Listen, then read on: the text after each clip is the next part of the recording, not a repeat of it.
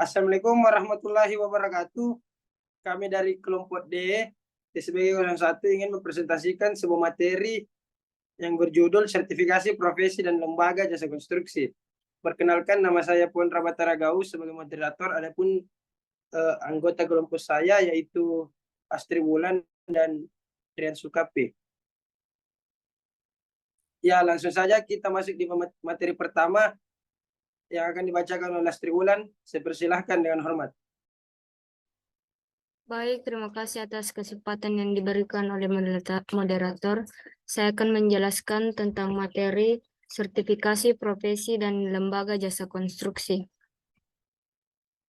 Tenaga kerja merupakan salah satu unsur penting yang mempengaruhi kelangsungan dan kelancaran pelaksanaan pembangunan infrastruktur. Hasil pekerjaan konstruksi yang berkualitas dapat diperoleh jika para pelaku bidang jasa konstruksi memiliki kompetensi dalam profesionalisme yang tinggi sesuai bidang pekerjaannya. Salah satu upaya meningkatkan kualitas, kompetensi, dan profesionalisme adalah dengan sistem quality assurance dalam bentuk sertifikasi.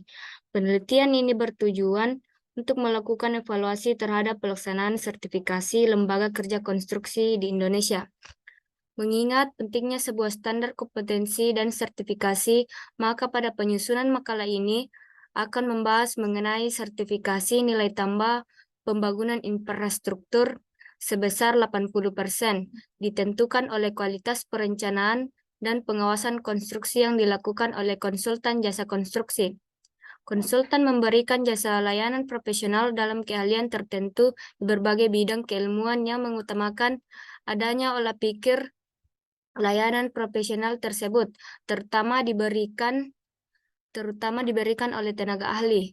Layanan profesional ini tentunya dilandasi oleh prinsip-prinsip keahlian sesuai dengan kaidah keilmuan, kepatutan, dan kejujuran intelektual dan dalam menjalankan profesinya dalam tetap mengutamakan kepentingan umum profesionalisme yang diatur oleh UU JK Pasal 9. Tenaga kerja yang dilaksanakan pekerja keteknikan perencanaan, pelaksanaan, dan pengawasan konstruksi harus memiliki sertifikat keahlian kerja dalam Undang-Undang Tahun 13 2003 Pasal 18 pengakuan kompetensi kerja dilakukan melalui sertifikasi kompetensi kerja. Selanjutnya, sertifikasi profesi.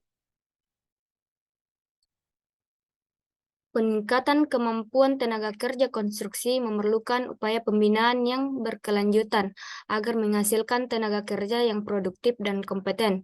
Hal ini dapat dilakukan dengan peningkatan keterampilan dan keahlian melalui pelatihan yang berbasis pada kompetensi basis train. Dalam konsep pembinaan yang terarah, maka langkah yang perlu dilakukan dalam menetapkan standar kompetensi kerja, keterampilan, keahlian tenaga kerja konstruksi menurut bidangnya masing-masing. Saat ini, Pusat Pembinaan Kompetensi dan Pelatihan Konstruksi Kementerian Pekerjaan Umum telah menghasilkan lebih dari 110 standar kompetensi kerja nasional Indonesia di bidang konstruksi yang menekankan pada peningkatan kualitas dan profesionalisme tenaga kerja agar dapat diserap oleh pasar kerja konstruksi. Selanjutnya yaitu sertifikasi. Sertifikasi adalah proses penilaian untuk mendapatkan pengakuan atas kompetensi dan kemampuan dari seseorang untuk memenuhi persyaratan perundang-undangan melalui uji kompetensi. Kompetensi merupakan salah satu akar permasalahan yang ada dalam penyelenggaraan jasa konstruksi. Kompetensi sumber daya manusia yaitu tenaga ahli dan keterampilan tentunya memerlukan persyaratan baku. Tujuan sertifikasi adalah untuk memberikan jaminan terhadap keterampilan, kualitas, dan kemampuan kerja dan tenaga kerja konstruksi, sehingga mampu menghasilkan produk konstruksi yang memenuhi standar kualitas yang telah ditetapkan. Adanya sertifikasi ini dapat diharapkan akan menjadi senjata ampuh bagi terbukanya akses kesempatan kerja proyek. Sekian dari saya kembalikan ke moderator. Terima kasih materi pertama. Selanjutnya materi kedua akan dilanjutkan oleh Saudara Rian Sukapi. Saudara Resul Kapi, saya persilakan dengan hormat. Assalamualaikum warahmatullahi wabarakatuh.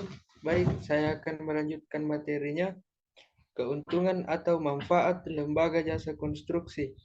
Selain itu, sertifikasi memiliki sejumlah keuntungan, baik bagi pemegang sertifikasi atau bagi perusahaan yang mempekerjakan Anda yang memiliki sertifikasi. Penyelenggaraan perizinan berusaha berbasis risiko memberikan dampak penyederhanaan perizinan berusaha bagi pelaku usaha yang hendak melakukan usaha di bidang jasa konstruksi.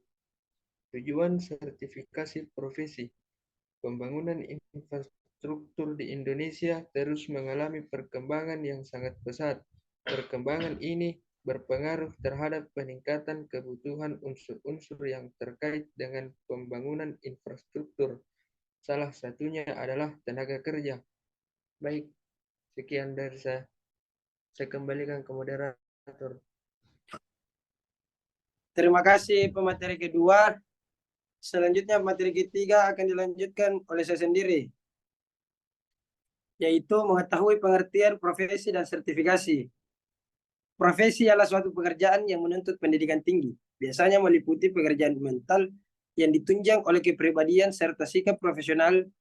Profesi berasal dari kata bahasa Inggris, profession, bahasa Latin professus, yang berartikan mampu atau ahli dalam suatu pekerjaan. Suatu profesi ialah suatu pekerjaan yang menuntut pendidikan tinggi, biasanya meliputi pekerjaan mental yang ditunjang oleh kepribadian serta sikap profesional. Dapat disimpulkan, profesi merupakan suatu jabatan atau pekerjaan yang menuntut keahlian yang keterampilan dari pelakunya. Biasanya sebutan profesi selalu dikaitkan dengan pekerjaan atau jabatan yang dipegang oleh seseorang, akan tetapi tidak semua pekerjaan atau jabatan dapat disebut profesi, karena profesi menuntut keahlian para pemangkunya. Hal ini mengandung arti bahwa suatu pekerjaan atau jabatan yang disebut profesi tidak dapat dipegang oleh sembarang orang, akan tetapi memerlukan suatu persiapan melalui pendidikan dan pelatihan yang dikembangkan khusus untuk itu. Next.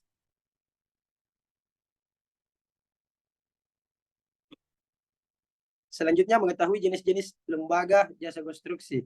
Seiring dengan pembangunan infrastruktur nasional yang semakin pesat, banyak perusahaan penyedia jasa konstruksi bermunculan, baik perseorangan atau badan usaha. Jasa konstruksi merupakan layanan jasa konstruksi perencanaan, pekerjaan konstruksi, layanan jasa pelaksanaan pekerjaan konstruksi, dan layanan jasa konsultasi pengawasan pengerjaan konstruksi. Berdasarkan Undang-Undang Nomor 2 Tahun 2017 tentang jasa konstruksi, jenis jasa konstruksi meliputi usaha jasa, konsultasi konstruksi, usaha pekerjaan konstruksi, dan usaha pekerjaan konstruksi integritas.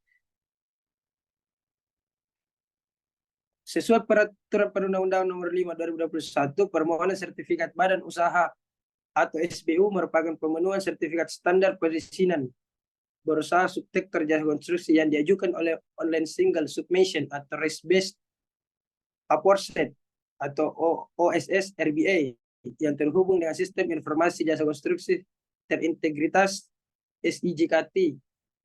Sedangkan sertifikasi kompetensi kerja SKK dilakukan dengan cara pemenuhan persyaratan pada portal perizinan Kementerian PUPR yang terhubung dengan SIJKT atau LSIP terlisensi. Badan usaha jasa konstruksi harus memiliki sertifikasi untuk dapat mengikuti tender pengadaan jasa konstruksi.